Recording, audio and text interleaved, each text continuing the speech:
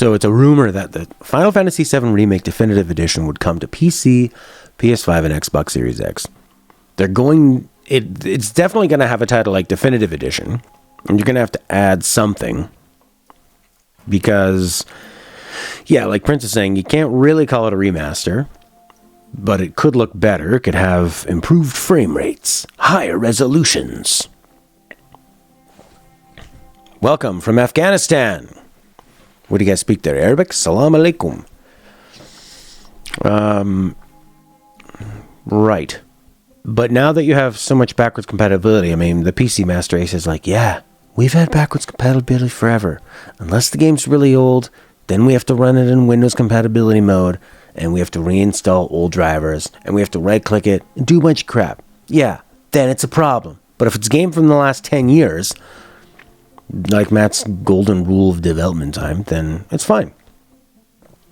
So, yeah, they have to have something, because you could just take your... Like, I actually technically still own Final Fantasy VII Remake, because I bought it digitally like a fool!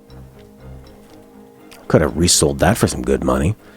And so I could play that on the PS5. But if you... Now, they have to have a reason now. They have to add extras. So they're probably going to be, well, at least for this little bit, holding things.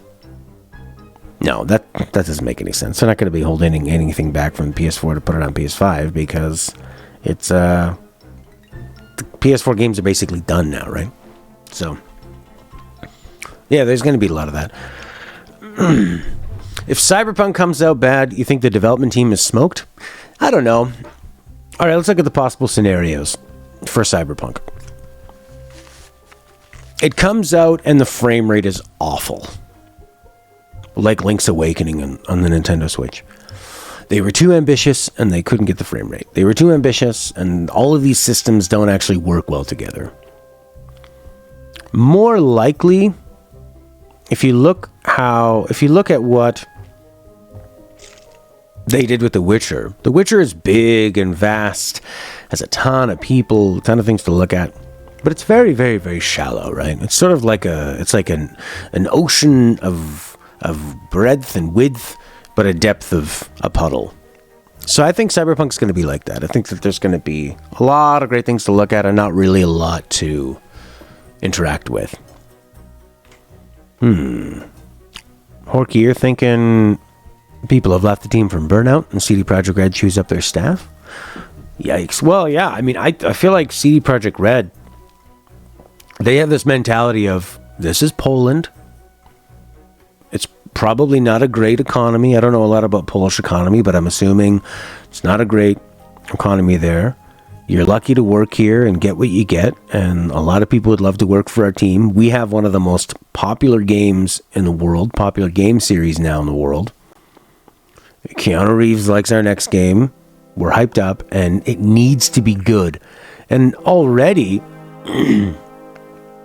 when you look at what they were doing with The Witcher, it felt like this is so far beyond what a regular studio would do, and you guys are sort of killing yourself. And most game studios are killing themselves to get any game out anyway. Like, the whole idea that crunch in the gaming industry is perfectly acceptable is really disgusting. But, see, that's the thing. On the one hand, you can say, game crunch is disgusting, you shouldn't treat people like that. And on the other hand, you got people on Reddit, they're like, oh, they delayed the game. I hate them. I'm not going to support them. But the problem is on both sides. It's the unrealistically, there's one thing studios want, and it's disgusting. We want you to work 6 days a week, 12 hours a day, until the game is out, and until the first patch is out, and until we get our feet wet with this DLC. And then we're going to fire you. That's nice. But, like I said before in the other video I was talking about, with CD Projekt Red, they made the mistake of talking about release dates. Just don't talk about release dates. Just work on it. And when you're close to having it done, tell people and get them really excited. Don't get them excited years and years out, because that hype turns into, holy crap, Smurf is here. Welcome back, Smurf. That early initial hype just turns into bitterness. That's all it does. It's like life. People complain about the game being delayed don't even know about the crunch issue. I think they do. Half of them do. The other half are dummies. But like I don't think they're totally in the wrong to complain that a game has been delayed, say 3 or 4 times and was announced in 2012. So CD Projekt Red are just, I guess it's from a marketing standpoint of we need to announce things. Smurf knows about marketing. He's a marketing genius. He worked with Spotify. I mean, you have the name out there, the Cyberpunk name. It's been out there for a long time, but it can go sour, right? Like we've seen with Star Citizen, where Star Citizen becomes a joke, and actually Cyberpunk is starting to become a bit of a joke. But it's going to be out this year, probably. If it gets delayed, the problem is that if they really need to delay it a little more than the 21 days they gave themselves, that would be, this has already felt like kind of the last straw for people in terms of their image of it. I think they're all going to buy it. It's going to sell big time. But if it gets pushed back again, they're going to have to say something like, we're just going to put it on when it's done. We're sorry. But I can't believe how many people take time off work dedicated to a game's release. The game's coming out. I'm going to take 3 days off work. Is the time you have when you're not working not enough to play the game? No. Well, I don't know. Maybe they have kids. What is the topic? Oh, many topics, buddy. Right now it's Cyberpunk 2077. Yeah, I could say, I feel like they're too scared to put it back. The amount that letter they had to write, and how sorry and how much guilt was in that letter to delay a game by 21 days is, I was surprised at that because I haven't followed the whole saga. I didn't even know that it was announced in 2012.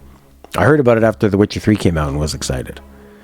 And thought, you guys just take your time. There's a million other games to play. But yeah, true what you're saying.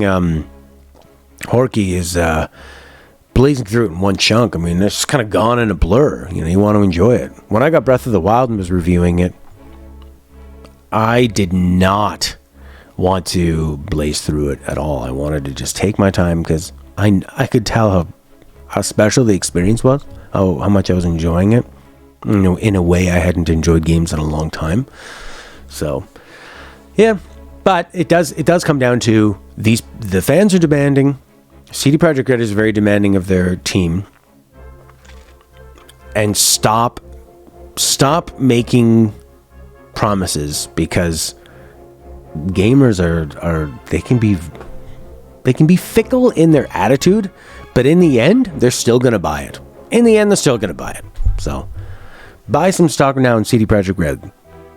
Their stock tanked because of the uncertainty, but it's going to come out and they are going to buy the shit out of it.